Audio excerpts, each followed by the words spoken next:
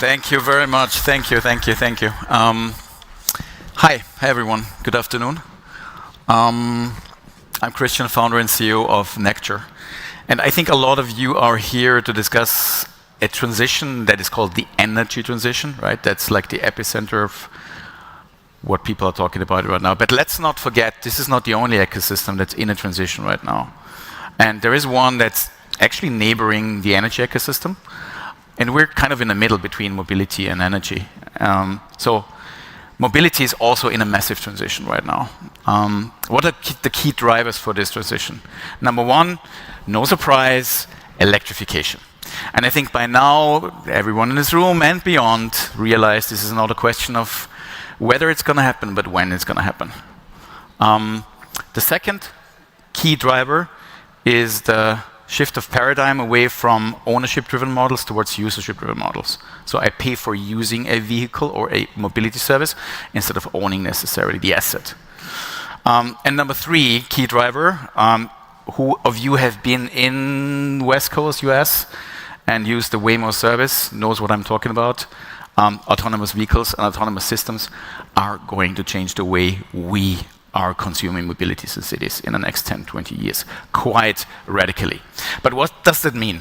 All companies in that sphere of mobility, they find it really, really hard to compete. They find it really, really hard to adopt those new trends without having massive problems on the cost side. So to stay competitive, for them, it's imperative to leverage digitalization, to leverage the power of data, and to leverage the power of algorithms to create efficiency and a cost level that keeps them competitive. What we're doing here as Necture is that we turn data not into insights only. Typically, this is where companies stop. We take data and transform it into actions.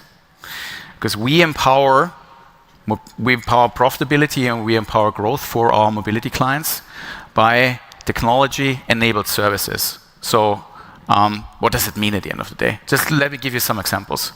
What we're doing right now for 15,000 vehicles out there across Europe and the Americas. Service number one is rebalancing. And rebalancing optimizes the supply of vehicles towards the demand side. And that massively improves the profitability. Last year alone, we created a volume of 6 million euros of additional profitability for our clients with that kind of service. With the advent of EVs and the increased share of EVs within fleets, we also started to take care of running and managing the charging cycle, including the execution. Airport service is something that addresses the fact that airports are becoming significant mobility hubs within a metropolitan ecosystem of mobility. And the imbalance of vehicles available at airports is something that also requires management. And last but not least, this is something that's in beta and a little bit in stealth mode, is our engagement with autonomous fleets in the United States. They're looking for creating the highest level of efficiency for the existing charging infrastructure investment.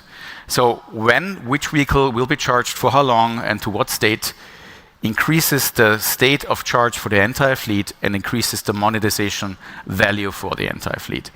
The opportunity and the market that we're in is an intersection of, let's say, big market bubbles. On the one hand side, everything that's electrification of mobility, autonomous mobility, but also the shared ownership-driven mobility. How we generate value is a combination of our technology, and that's our own platform that does all the predictions based on thousands of different data sources in connection to our own crowd-based execution service.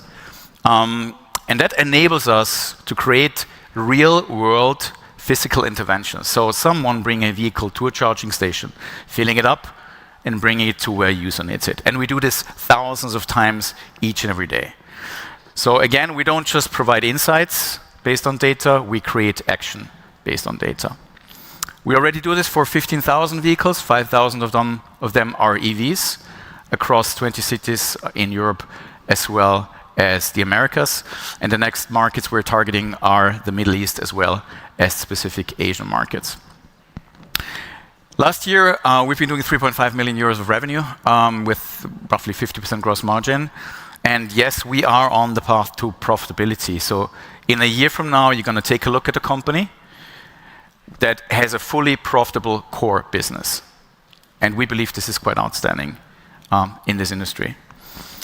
Our aspiration is to become the category leader on a global scale for operational efficiency for mobility. The level of efficiency that we're able to leverage based on data is incredible. And this is what we need to enable the energy transition from a mobility perspective.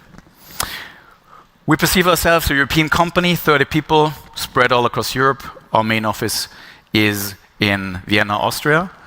And we're very, very well anchored in the energy ecosystem with two key investors. One is Energy 360 Zurich, as well as Verbund in Austria.